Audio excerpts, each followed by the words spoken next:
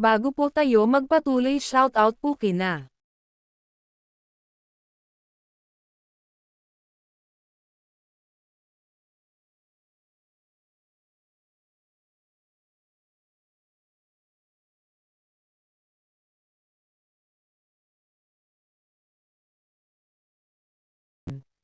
Salamat po sa patuloy na panonood. Dahilan para mapasigaw siya sa sakit. Iniisip niya na ito ay ikatlong palapag pa lamang, na nagpapahiwatig na kahit na mahulog siya, hindi siya mamamatay. Tama, ang kanyang mukha ay tumama sa bintana, at siya ay bumagsak. Habang siya ay nahuhulog, siya ay sumisigaw na siya ay nakulong. Sa pagmamasid sa pinuno ng langgam, napansin niya ito, inutusan ang lahat ng mga tropa na salakayin siya. Mabilis siyang nag-counterattack. Kinikilala ng pinuno ng langgam ang kanyang lakas, na nagsasabi na mayroon siyang sapat na kapangyarihan upang pumatay. Pagkatapos ay inutusan ni General Stooge ang mga nagpapaputok na tropa na sumulong at magpaputok. Si Yulshin, na mimilipit sa sakit, ay tina-target ng nagpapaputok na tropa. Ang pinuno ay tumatawa at tinutuya siya bilang isang halimaw na hindi pinangalanan. Ipinagyayabang ang kapangyarihan ng dakilang imperyo.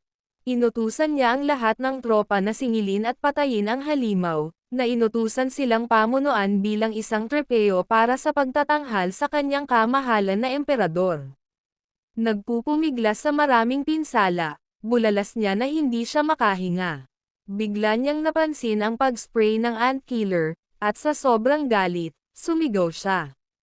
Ang pinuno, na nagpapahayag ng kagalakan ng mga tropa ng kanilang imperyo, ay nagmamasid habang ginagamit niya ang spray gamit ang kanyang mga kapangyarihan. Sa kanyang kawalan ng kakayahan, pinag-iisipan niya ang kapangyarihan ng Diyos, natatakot na siya ay mamatay ng ganito.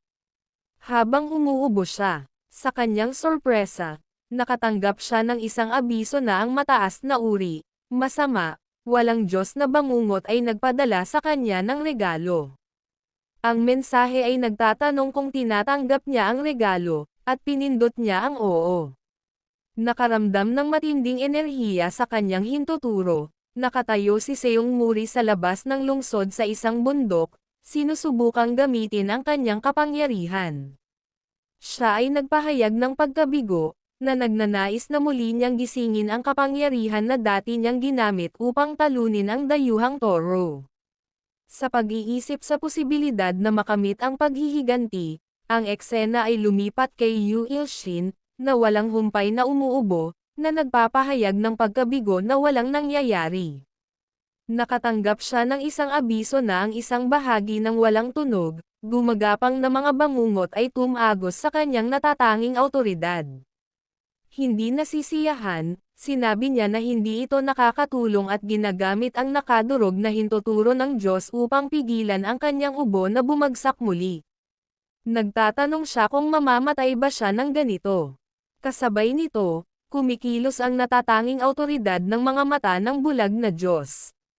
Nasusunog ang kanyang katawan habang sinusuri ang target. Sinasaksihan ang pagkabasag ng dingding ng kanyang silid. Nagtataka, sinubukan niyang tingnan kung sino ang naroon at nagulat siya nang makita si Song Miri.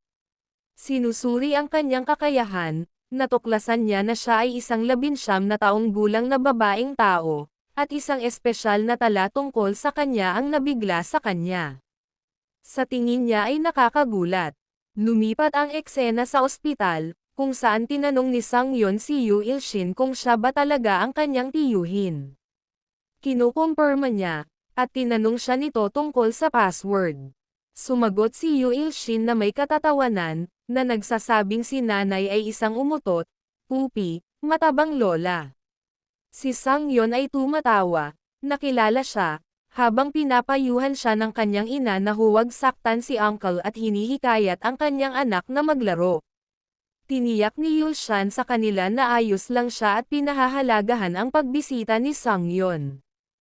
Pagkaraan ng ilang sandali, nakatayo si Song Miri sa labas ng ospital, pinag-iisipan ang kanyang mga karanasan. Naalala niya ang pagtalo sa tinak na toro at dinala si Yu Ilshin sa ospital, napagtanto na gumamit siya ng kapangyarihan na lampas sa kanyang mga limitasyon sa paligid niya. Matapos siyang panoorin sa loob ng 4 na araw, wala pa siyang naiisip at nagtatanong kung mayroon ba itong isang bagay na maaaring magtulak sa kanya ng higit sa kanyang mga limitasyon. Sa pagmumuni-muni sa kanyang mga aksyon, iniisip niya kung masyado na ba siyang stalker. Nagpas siyang bumalik bago pa malaman ng kanyang anay na siya ay umiwas. Nasaksihan niyang bumangon si Yulshin at nakakita ng isang bagay na nagpapasigaw sa kanya. Isang matandang langgam ng itim na tribo ang humarap sa santo, na nagpapahayag ng pag-aalala tungkol sa kanyang desisyon. Hiniling niya na muling isaalang-alang nito, na binibigyang diin na ang bagay na pinag-uusapan ay isang kayamanan ng kanilang tribo. Sa kabila ng pagmamakaawa ng matandang tiyahin, nananatiling matatag ang santo. Kinikilala na maaaring nailigtas niya ang kanilang tribo, ipinaliwanag niya na hindi niya makakalimutan ang biyaya ng kanilang kaligtasan mula sa hukbong imperial. Idinagdag niya na ang pag-aalok ng kanilang pinakamahalagang kayamanan ay isang maliit na pagkilos ng pagsisisi sa paglimot sa kanya sa mahabang panahon. Galit na minumura ni Yu Yulshin ang mga langgam, at pinagmasdan ni Song Miri ang kanyang reaksyon, nagtanong, ano ang problema sa kanya. Siya ay tumugon, na nagsasabi na siya ay isang pasyente na may sakit, at humihiling na ihinto niya ang pag-istorbo sa kanya. Nakatanggap siya ng abiso na ang Saintes at ang kanyang 101 na tagasunod ay nananalanggan kay Lord Yu Ilshin. Nagpahayag siya ng pagkadismaya, na tinatawag ang tiyahin na bobo. Ang isa pang abiso ay kasunod, na nagsasaad na ang mga tagasunod ay gustong mag-alok ng isang pagpupugay sa kanya, at siya ay tatanungin kung siya ay tatanggapin. Naiintriga, iniisip niya kung anong klaseng regalo ang balak nilang ibigay sa mataas na tao. Siya ay nagmumuni-muni sa kanilang pangunawa sa kanya at sumang-ayon na tanggapin ang pagkilala. Kasunod ang isang abiso, na nagsasaad na matagumpay ang paglilipat ng tribute, at may lumabas na bato mula sa kanyang telepono. Sinuri niya ito, natuklasan na ito ay bunga ng puno ng mundo na Yggdrasil. Naaamoy niya ito at walang nakitang kakaibang amoy. Ang isa pang mensahe ay nagpapakita na ito ay mabuti para sa sigla. Kinain niya ito, sinasang ayunan ang lasa nito, na inilalarawan niya bilang maanghang. Nagsisimula siyang sumigaw bilang tugon. Habang pinagmamasdan pa rin siya ni Siang Miri, napabulalas siya na ito ay masyadong maalat, na nagsimula ng isang fit ng pag-ubo. Nalilito, tinanong niya ang kakaibang lasa, na inilalarawan ito bilang maalat, maanghang, at mapait pa nga. Sa gitna nito, tinanggal niya ang lahat ng kanyang mga benda at namangha sa kanyang mga sugat na gumaling.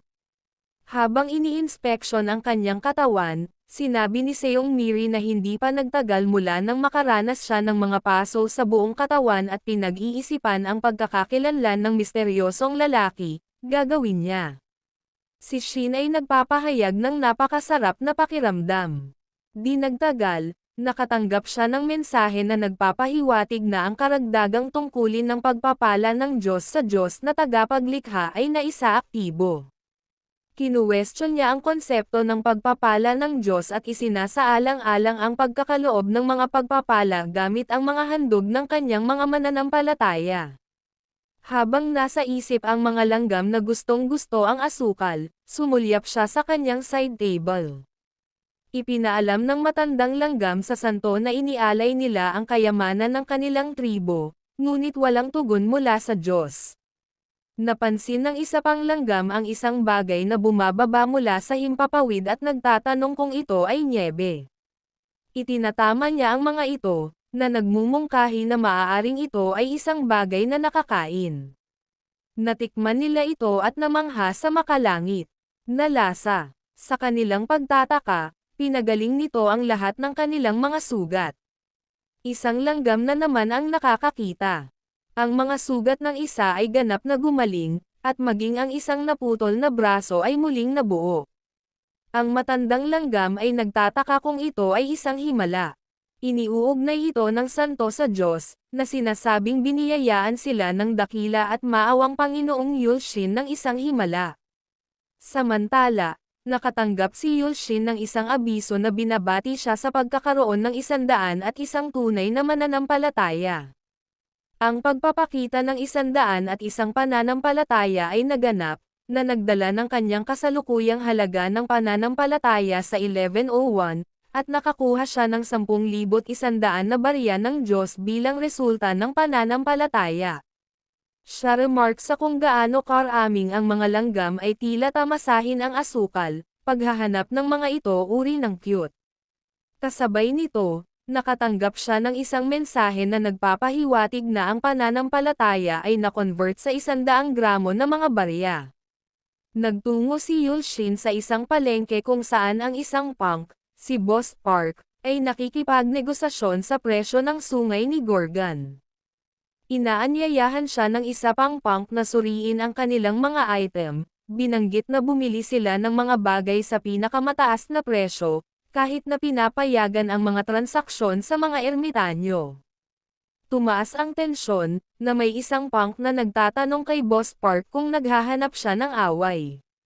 Sa pagtatasa ng sitwasyon, itinuring ni Yulshin na mapanganib ang lugar at nagpas siyang maghanap ng lugar na mas angkop para sa pagbebenta ng mga item. Nang makita niya ang isang tahimik na lugar, naglakad siya patungo dito, nagtatanong kung okay lang ba. Pagpasok sa shop, tumawag siya kung may naruroon. Dumating si Dahay, tinatanggap siya at tinukoy ang establishmento bilang Hyeji Shop. Sa pagkumpirma na siya nga ay isang mangangaso, ipinahayag niya ang kanyang intensyon na magbenta ng mga item. Siya ay tumugon na ang kanyang mga kakayahan ay nagising, ngunit hindi pa niya nakuha ang kanyang lisensya. Kinilala niya ito at hiniling sa kanya na maghintay ng ilang sandali habang may hinahanap siya. Iniabot niya sa kanya ang isang form, inutusan siyang punan ito. Sa pagpapahayag ng pasasalamat, umupo siya at pinag-iisipan kung ano ang isusulat sa form, nag-aalangan na ibunyag ang tunay na pinagmulan ng mga bagay, isinasaalang-alang ang kahangalan ng pagpapaliwanag na nakuha niya ang mga ito sa pamamagitan ng paghuli ng mga langgam sa isang laro. Habang nag-iisip, isang grupo ng mga punk ang pumasok sa shop, at binati ng amo si Miss Dahay, nagtatanong tungkol sa kanyang kapakanan. Habang si Yulshin ay nagmamasid sa isang partikular na malaking punk, kinikilala niya na siya ay mabuti, na nagpapahayag ng pasasalamat sa kanilang patuloy na pagtangkilik sa kanyang tindahan. Samantala, ginagamit ni Yulshin ang kapangyarihan ng kanyang bulag na mata ng Diyos upang masuri ang mga kakayahan at kasanayan ng mga punk. Pinag-iisipan ang kanilang mga tila mahinang kalamnan at iniisip kung ang pagtatasa ay masyadong malupit. Binanggit ni Boss ang pagkarinig na hindi maganda ang takbo ng kanyang shop kamakailan at may dinala siyang ilang disenteng item. Nagpapasalamat siya sa kanyang kilos, at gagawin mo. Si Shin, na iniiwasang alamin kung ano ang iniisip ng bulag na mata ng Diyos, ay nagsimulang punan ang form. Sa muling pagtatagpo ng kanilang mga mata, nakatanggap siya ng abiso na kumpleto na ang pagtatasa. Tuwang-tuwang binuksan ni Dahay ang bag at sinabing ito ay isang set ng mythical armor. Tumawa siya at binanggit na tiyak na dumaan siya sa medyo problema upang makuha ito. Sinuri ni Yulshin ang mga detalye nito, na nagpapakita na ito ay ginamit sa loob ng 29 na taon at hindi hihigit sa scrap iron armor na may half-as strength enang at bewilderment skill. Aktibo. Sa loob ng 4 na oras, 9 na minuto, at 32 segundo, binanggit ni Dahay ang kabuoang mana nito na 560, na nagpapahayag na ito ay dapat na lubos na mahalaga. Sa kabila ng katiyakan ng punk sa kalidad, sa tingin ni Yulshin ay peke ito. Pagkatapos ay sinabi ng punk na kukuha sila ng 3 malalaking nota.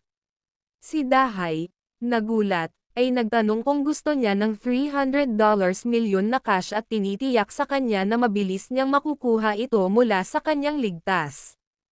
Samantala, sumingit si Yushin, na nagsasabi na peke ang item at hindi niya ito dapat bilhin.